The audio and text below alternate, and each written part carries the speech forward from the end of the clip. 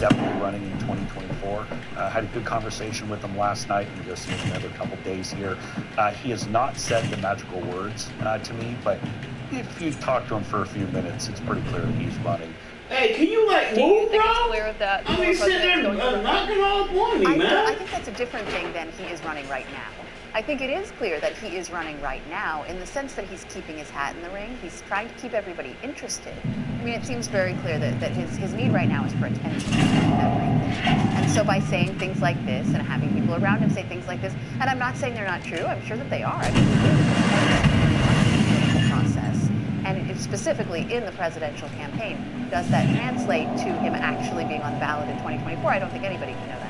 But it's attention and influence as well, right? Because if he continues to raise money, he continues to have the influence over the Republican field and the Republican Party that he enjoys so much, and he's getting his way and steering things in places he wants them to be. And when it comes to that influence, we know that he's getting involved in these congressional races. Even though some leaders want him to stay out of these races, he is still getting in and endorsing people.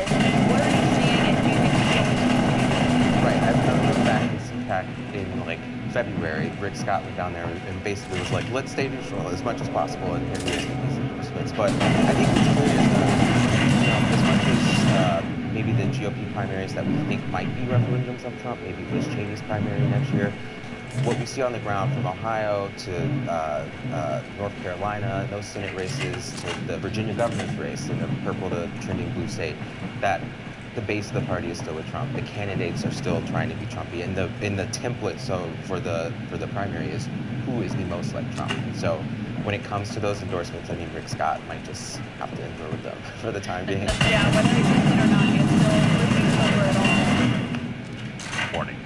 Joining me now is Jasmine Crockett. She's one of the Texas Democratic representatives who left the state to try to prevent the passage of the voting law. See you again. Thank you for being with us this morning. It is a rough week to be in Texas right now. To be anybody in Texas, but to be a woman, to be a person of color, to be a person of modest economic means. What is going on in your state? My state has lost their minds, honestly. But good morning, and it's great to see you. You know, when I was in DC, there was a rally we did with Dr. Barber. One of the things that I told the persons that were at this rally was that, honestly, we just got sick and tired of being sick and tired.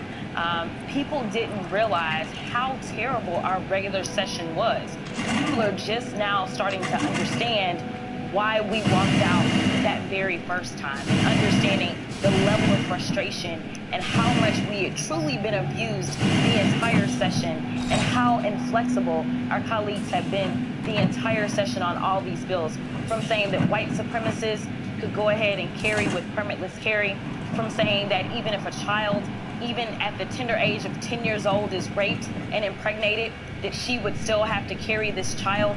We could not get any decent amendments on any of these bills when it came to voting, when it came to permitless carry, and also obviously when it came to CRT and so many other things. So ultimately, when it came down to our democracy, they gave us no choice because they were inflexible with that, and that is the foundation of everything that we do in this country. So elections have consequences, and one of the things that's been happening in the state of Texas is that it has been evolving in terms of its population, a population that is becoming more demographically diverse, and that would actually favor Democrats over time, except what Republicans have done in this legislative session is they have done things to reverse that trend. So the idea that eventually Republicans, unless they became more mainstream and did things that were that appealed to a broader group of people in Texas, would be voted out of power, they've actually undone with these voter restrictions. In other words, they've extended their time in power. Absolutely. That was one of the things that we kept saying, is that this was a power grab.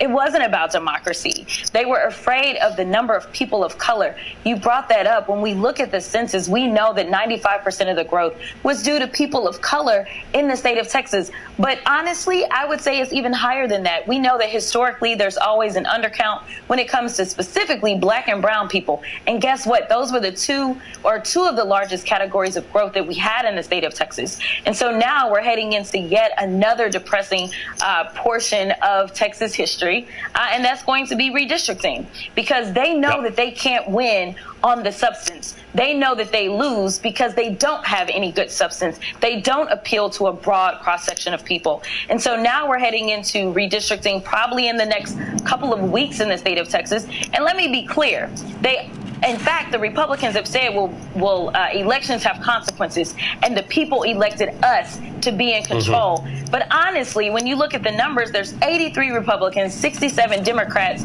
but it was only 8 to maybe 10,000 votes that kept us from flipping the House.